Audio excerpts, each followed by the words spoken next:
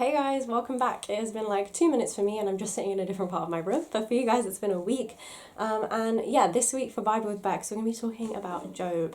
Um, Job is an interesting book.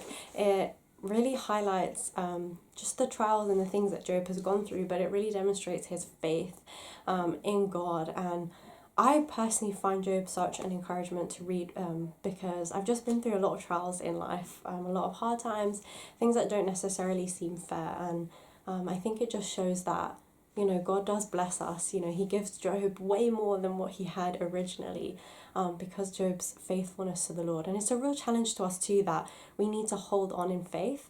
But there's a particular verse that really stood out to me and kind of really impacted my opinion and my view on what it means to go through trials and what it means to go through hard times and what it really means to be a Christian. So let me just share it with you. So it's from Job chapter 2, and then I'm going to read from verses. Let me read a little bit more of it for context actually. So I think I'm just going to read Job verse 2 entirely for you so you just have good context. So it says, on another day, the angels came to present themselves before the Lord, and Satan also came with them to present himself before him. And the Lord said to Satan, "Where have you come from?" Satan answered the Lord, "From roaming around the earth, going to and fro on it." Then the Lord said to Satan, "Have you considered my servant Job? There is no one on earth like him. He is blameless and upright, a man who fears God and shuns evil.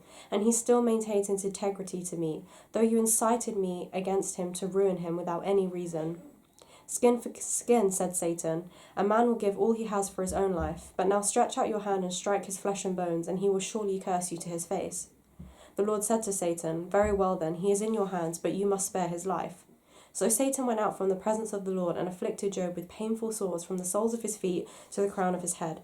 Job took a piece of broken pottery and scraped himself with it as he sat among the ashes. His wife said to him, "Are you still maintaining your integrity? Curse God and die." He replied, "You are talking like a foolish woman. Shall we accept good from God and not trouble?" In all this, Job did not sin in what he said. I'm going to actually end it there. So that's verses 1 to 10. So basically, in the book of Job, we see that Satan comes along and is basically saying to God that, you're telling me that this guy Job is just so blameless. He lives for you. He loves you. He does everything for you. But look at his life. Like, he's super blessed. And because you've like really blessed him, that's why. Because his life is easy. That's why he's a Christian. That's why he loves you. That's basically what Satan is saying. And so God says, okay, like if that's what you think, then, go ahead and test him. So in chapter 1, he loses his family, his livestock, his home, and, he's grieving. He's grieving the loss of his children, his livestock, his livelihood, all of those things. And in all of that, he still doesn't blame God. He still doesn't sin. He's just loving God and trusting God in those hard times. And so when we get to chapter 2, basically Satan comes back to God, and God is like, look, Job is blameless. He went through all of those things and he still is faithful to me. He hasn't turned his back on me because he's gone through hardship. So it proves to you that, my child of God, Job, actually loves me through hard times and through the blessings. So it wasn't just because God had blessed Job with such a great life that Job was faithful to him, but actually he'd now faced tragedy and was still faithful to God. But Satan isn't really convinced, and he basically says, Job will do anything to kind of protect his own life, but when his own life becomes at risk, then it's different, kind of saying that you took away all the things around him, but you didn't hurt him on his own. He's taken everything from Job, but Job himself is healthy and he's fine. And so if you hurt Job himself and take away his health and him as a person, you kind of start to hurt him, then he'll turn on you. And so God allows him to demonstrate this, to give Job all these sores. And sometimes it's really hard for us to understand why. Why did he allow that? And I think it's because it's really indicative of what life is like now. There is so much sin in the world that people, Christians, are going to face difficulty, persecution. Jesus himself says, if you want to follow me and live a life like me, then you need to expect the life that I had. And Jesus was persecuted and he went through all the same trials that we face. And so I think this is just kind of a demonstration of that, basically what Job is going to say in a minute, which is like the line that really stood out to me, just that as Christians we need to be prepared that, we are going to have difficulties. Satan does move around on the earth and he will create problems and challenges and he will try to hurt us, and he'll try to do that in the sense that a lot of the time people lose their faith in God because they blame God for the bad things that have happened rather than realizing that actually it's Satan who's done those bad things. And so that's basically what Satan tries to do. He really hurts Job. We talked about this with our youth actually recently, and we were saying the fact that he had to scrape himself with broken pottery, it must have been so awful, like the sores that he had on his body. And so Satan's inflicted him, and Job still maintains his integrity. And this is just the part that blows me away. So his wife says to him, why are you maintaining integrity? Just curse God and die. She's kind of like, he already took away all the good things. He's taken our children. He's look at the way he's treated you. Like, just give up. And Job is just so wise. And he says, you are talking like a foolish woman. And in here it says that the word from Hebrew is talking about moral deficiency. Like you are speaking out of turn. Don't say that. You're speaking in an unwise way. You're talking about God in a bad way. That's foolish. He said, shall we accept good from God and not trouble? I love that. That is exactly it, isn't it? Shall we accept good from God but not trouble? How can we as Christians say, well, I love God and I follow him, and it's only because we've done that in the good stuff? Our faith and in life, we have to be shaped by going through challenges. We have to persevere, right? If you want anything in life, you've got to persevere through something. It can't just all be good. And so really here Job is saying, God's blessed us, but if we are going through a hard time too, we still have to trust him. We still have to accept all that we have from him. God doesn't put us purposefully through troubles, but troubles will come, and we have to take that along with, the good that comes from God.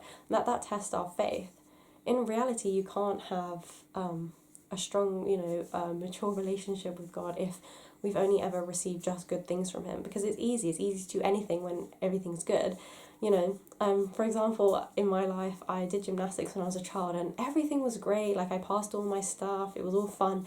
And then I got to kind of the stage where basically we were doing, it was like, I'm trying to think of the levels. I think I got down to maybe like level 2 or something. I don't know if that means anything, 21.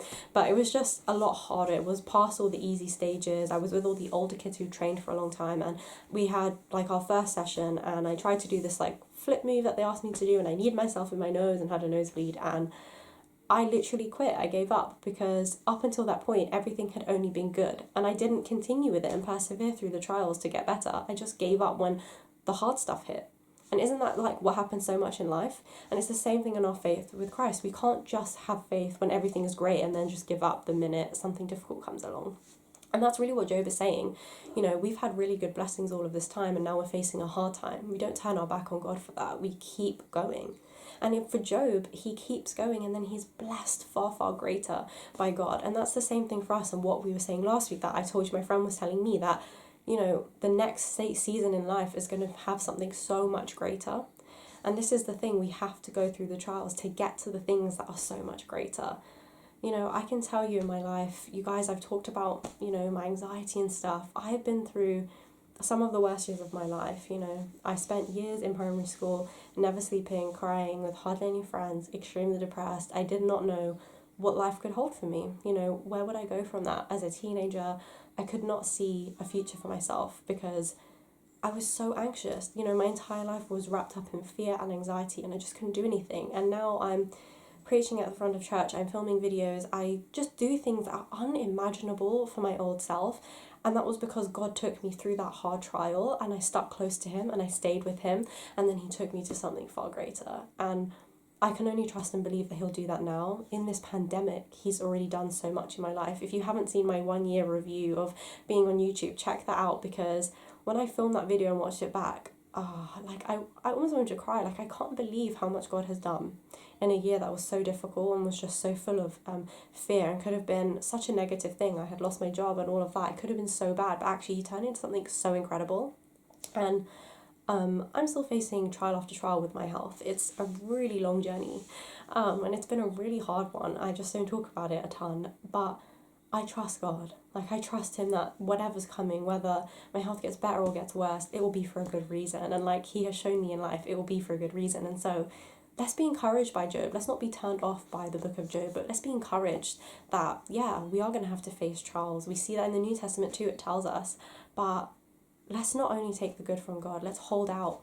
Just hold out when things are hard. Keep true with God, because the even better stuff is coming, even if it takes a long time to see it.